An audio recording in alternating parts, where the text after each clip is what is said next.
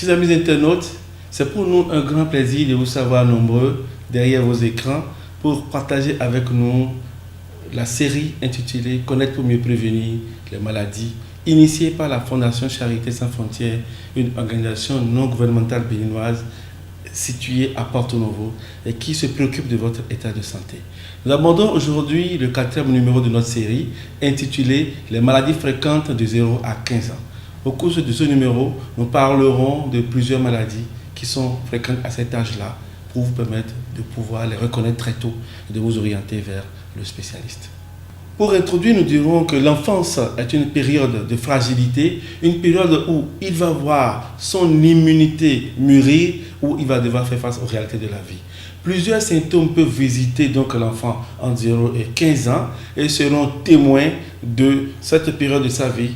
Mais les parents sont ceux qui vont devoir constater cela à temps pour l'orienter parce que l'enfant a parfois des difficultés pour exprimer le mal dont il est en train de souffrir.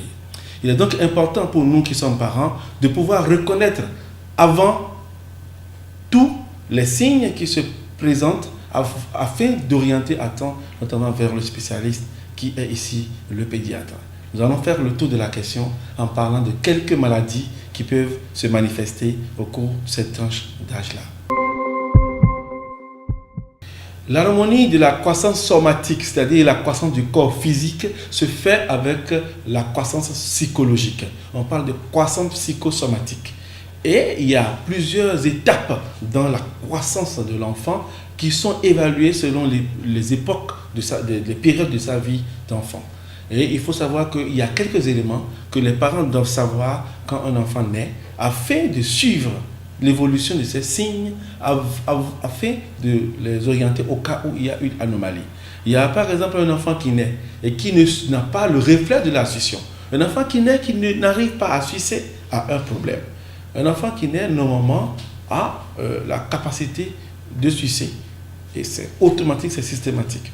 Un enfant qui naît peut, lorsque vous faites un mouvement, vous suivre du regard de bout en bout, de gauche vers la droite.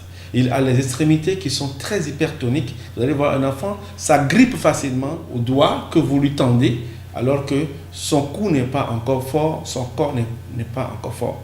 On parle d'hypotonie axiale et d'hypertonie périphérique. Et il n'y a pas que ça. Il faut savoir qu'il y a un moment où l'enfant doit apprendre à aller à quatre pattes, l'enfant doit apprendre à s'asseoir, l'enfant doit apprendre à se tenir debout, l'enfant doit fermer sa fontanelle, l'enfant doit pouvoir marcher. Il y a un âge où l'enfant doit apprendre à dire papa, maman, tata, etc. etc. On étudie également le poids, la taille de l'enfant et tout ça fait partie des éléments d'appréciation de la croissance de l'enfant. Il faut dire que lorsque un enfant naît, vous devez aller régulièrement, tous les 3 mois tout au moins, visiter le pédiatre pour une consultation d'enfant sain. Et au cours de cet examen, le pédiatre va se charger de vérifier si votre enfant remplit toutes les bonnes conditions pour qu'on puisse dire qu'il est dans la courbe normale de croissance psychosomatique. Parlons à présent de la malnutrition. La malnutrition qui est l'ensemble des troubles en rapport avec un défaut d'apport quantitatif et ou qualitatif des éléments nutritifs nécessaires à la croissance de l'enfant. Une alimentation équilibrée est le gage d'une bonne croissance de l'enfant et fournit à l'enfant tous les éléments nécessaires pour sa croissance. Il y a les éléments de construction, les éléments énergétiques dont l'enfant a besoin pour pouvoir grandir, à savoir les protéines, les lipides, les oligo-éléments, les glucides et les vitamines. Et nous devons, nos mamans doivent donc toujours chercher à apporter tous ces éléments dans la ration alimentaire de la famille en général, mais surtout de l'enfant qui en a besoin pour une bonne croissance. Et tout déséquilibre de ces apports va engendrer des anomalies que nous pouvons constater sur l'enfant.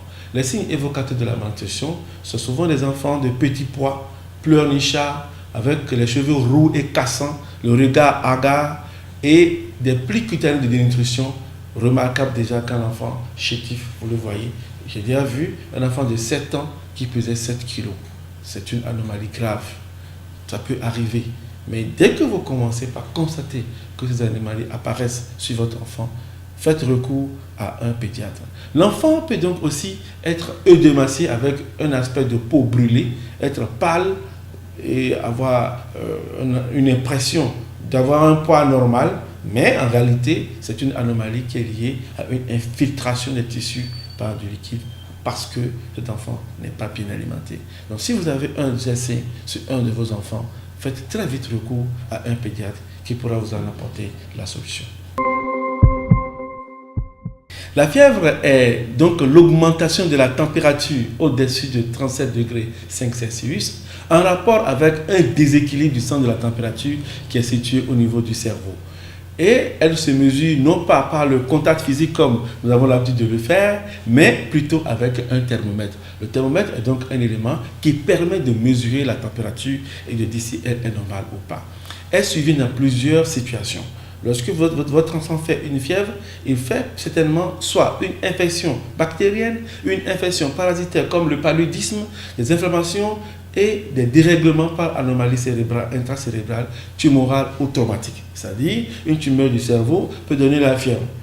Ou un accident de la voie publique, vous faites un accident, votre enfant tombe et casse la tête, il peut faire une fièvre secondairement à ce traumatisme-là.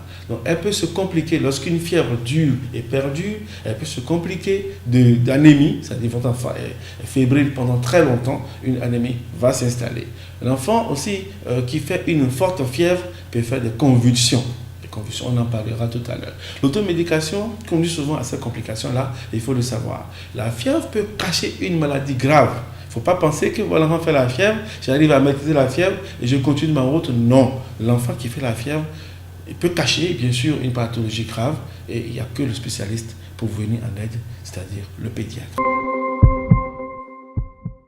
Parlons à présent des convulsions qui ne sont rien d'autre que des contractions rythmées des muscles du corps qui traduit une souffrance cérébrale et neurologique en général et qui peut survenir devant plusieurs situations.